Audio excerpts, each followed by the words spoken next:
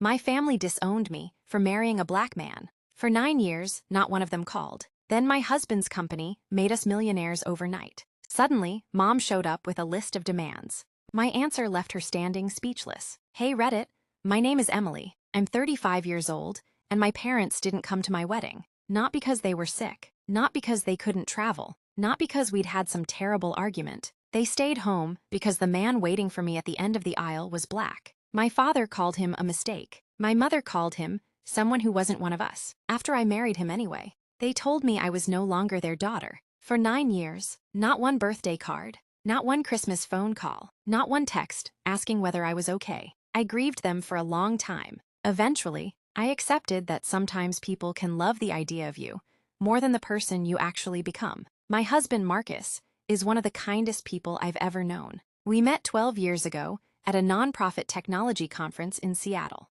I worked as a project manager for a healthcare company. Marcus had founded a small software startup focused on helping rural hospitals share patient information more efficiently. At the end of his presentation, I introduced myself. Instead of talking about business, we spent nearly an hour discussing our favorite books. When I drove home that evening, I remember thinking, I've never met anyone who listens the way he does. Our first date lasted nearly 6 hours. Not because we planned it, because neither of us wanted the conversation to end. Marcus wasn't flashy. He didn't pretend to know everything. He opened doors for strangers, remembered birthdays, volunteered at local schools, teaching coding classes on weekends. The more I got to know him, the more I realized character has nothing to do with appearances. It has everything to do with choices. 6 months later, I brought him home to meet my parents. I wish I could say they gave him a chance. They didn't. The moment Dad opened the front door, I saw his smile disappear. Mom's expression changed too. She recovered faster than he did.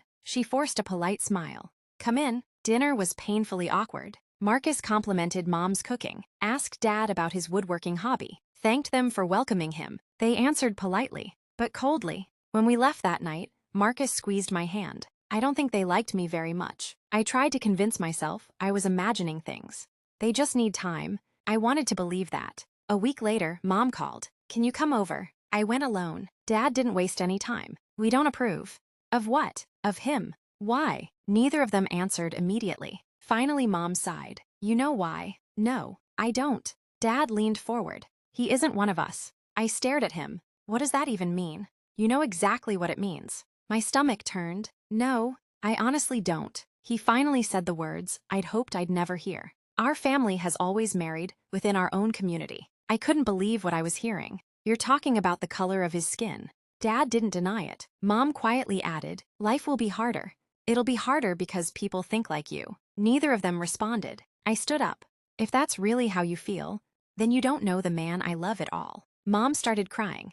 We're trying to protect you. From what? Silence. I left. Marcus never asked what happened. He simply hugged me when I walked through the front door. Somehow, he already knew. 6 months later, he proposed. I said yes before he even finished asking. When our wedding invitations went out, my parents mailed theirs back unopened. Inside was a handwritten note. If you marry him, don't contact us again. I read the sentence 3 times before I accepted that it was real. Marcus gently took the note from my hands. We don't have to do this alone. I know. His parents proved him right. From the day we got engaged, they treated me like I'd always belonged. His mother took me dress shopping. His father helped us renovate our first apartment. His sisters became the sisters I'd always wanted. On our wedding day, Marcus's father walked me down the aisle because mine refused. Before the ceremony began, he whispered, I know I'm not replacing your dad, but today, I'd be honored to stand beside you. I cried all the way to the altar, not because I was sad, because kindness has a way of healing wounds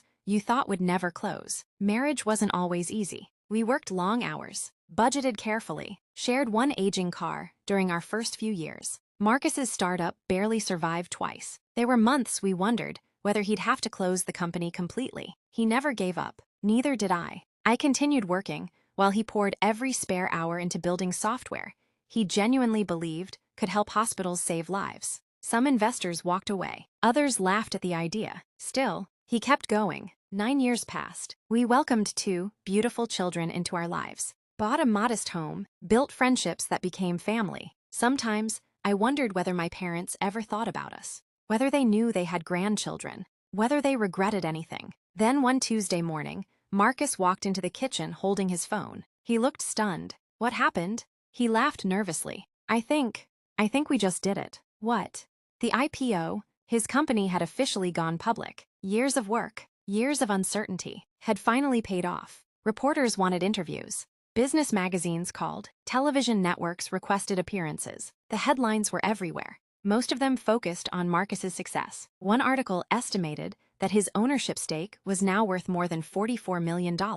We celebrated quietly, just us, the kids, and Marcus's parents, the people who had stood beside us when there wasn't a dollar to celebrate. 3 days later, our doorbell rang. I wasn't expecting anyone. When I opened the front door, I forgot how to breathe. Standing on my front porch, holding an expensive leather folder in one hand, was my mother, 9 years older, 9 years grayer. And after nearly a decade of complete silence, the very first words out of her mouth weren't, "I've missed you." They weren't, "I'm sorry." She looked past me toward our home, then quietly said, "We need to discuss the future of this family." I looked down. The folder in her hand had several neatly typed pages inside. It looked less like a reunion and more like a meeting. Sometimes people don't return because they've changed. Sometimes they return because they think your life has finally become valuable enough to claim a place in it. As my mother stood on my doorstep holding that folder, I realized she hadn't come to rebuild our relationship. She had come to negotiate terms she believed she had the right to demand.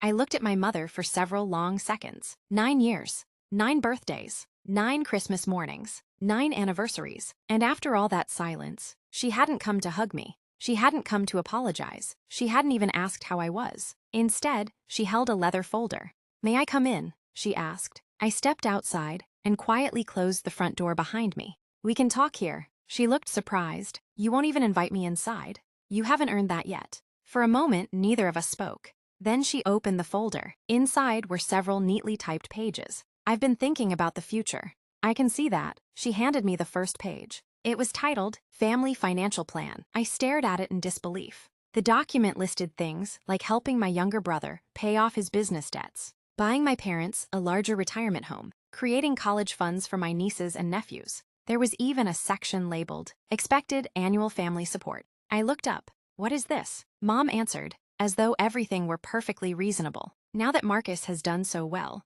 it's only fair that the family benefits." I slowly closed the folder.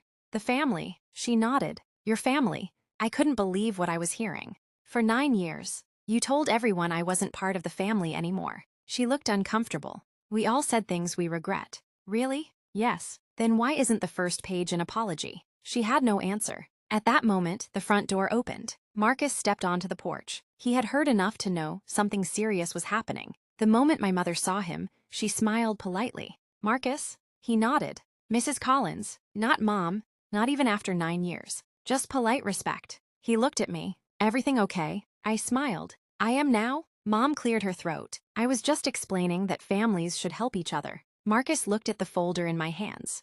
"Interesting. I don't remember our family needing help 9 years ago." Silence. He wasn't angry. He wasn't sarcastic. He simply stated a fact. Mom looked down.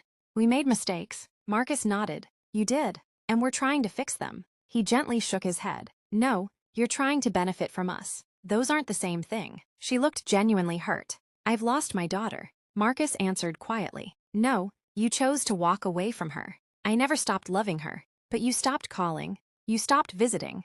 You didn't come to our wedding. You didn't send birthday cards. You've never met your grandchildren." His voice never became louder, but every sentence landed harder than the last. Tears filled my mother's eyes. I didn't know how. Marcus looked at her kindly. "You knew our address. You knew our phone numbers. You chose silence." She covered her face. I was ashamed. I finally spoke. "Then why didn't you come before the company went public?" She couldn't answer. Because we all knew the answer. If Marcus's company had failed, she never would have knocked on our door. Just then, 2 little voices came from inside. "Daddy." Our son Noah peeked through the screen door. Behind him stood our daughter Ava. Mom stared at them. She'd never seen them before. "They're beautiful," she whispered. I nodded. "They are." She slowly knelt.